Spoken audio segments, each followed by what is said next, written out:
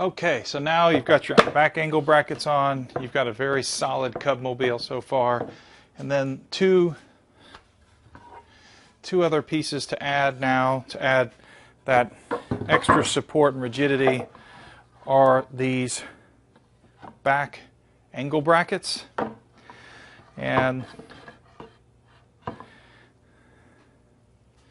great thing about these is that you just need to make sure, just line up the angle cut with the wood so it's flush.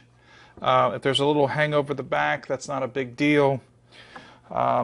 So again, a few ways. I'm going to attach this one at a time. So one thing you can do is line this up so it's flush. This angle bracket's flush with the main drive of the piece, and then take a clamp in the rear,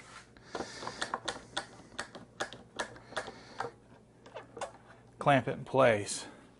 And if you're going to clamp the rear piece in place, you might as well clamp the other piece just to make sure that these line up like they should. Because aesthetically speaking, you want these two pieces to meet each other on the frame.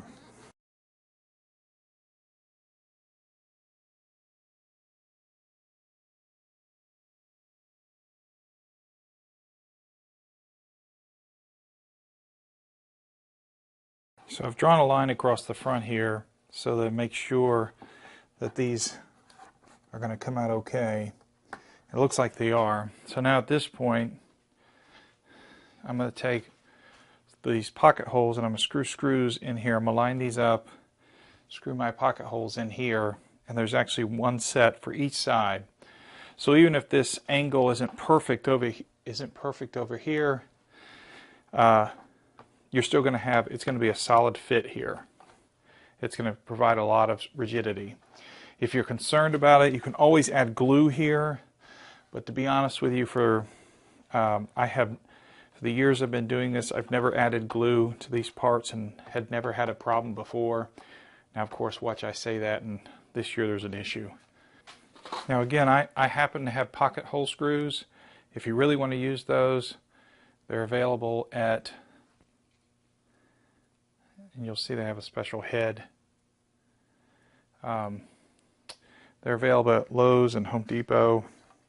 But you don't have to have one of these screws. It's just they grip better, they tend to screw in better, and they have a special head right here. The head is nice and flat, so it grabs the wood as you drill it in here.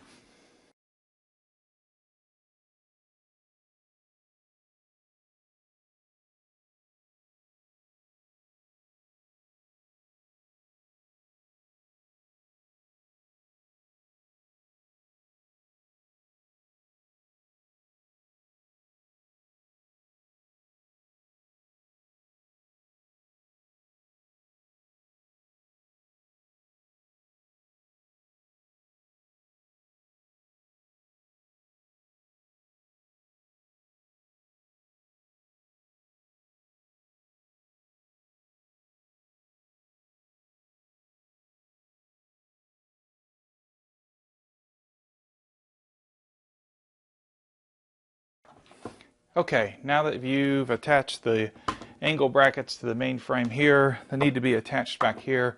I do that with just two screws, about 2-inch screws on each side, and that provides ample support for the rear of the Cubmobile.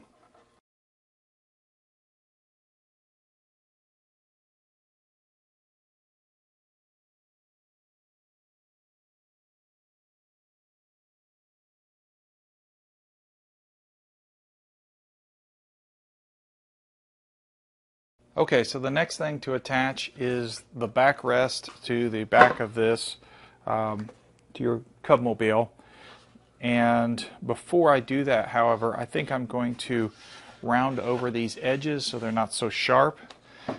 This is something you either round over with You can use a sander. If you have a router, you can use a router. I'm just going to use a small block plane, just go around the edges real quick.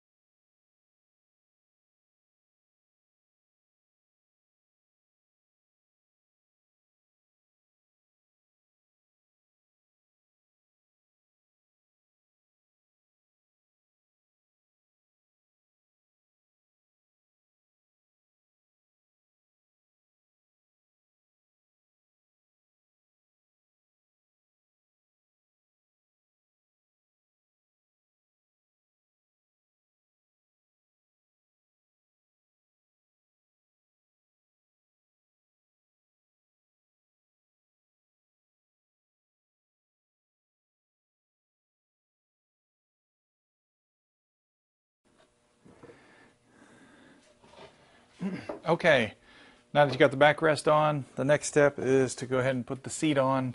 Just follow the same procedures you did for the backrest. I usually put 8 screws in to hold this in place. That's all you need. You can add 2 extra screws once you put it in place on either side on the support pieces so that the seat is fully supported down here. Again, take a block plane with some sandpaper or router, round over the edges so these aren't sharp. Even though it's MDF, it can hurt when you rub against it. And then make sure you use a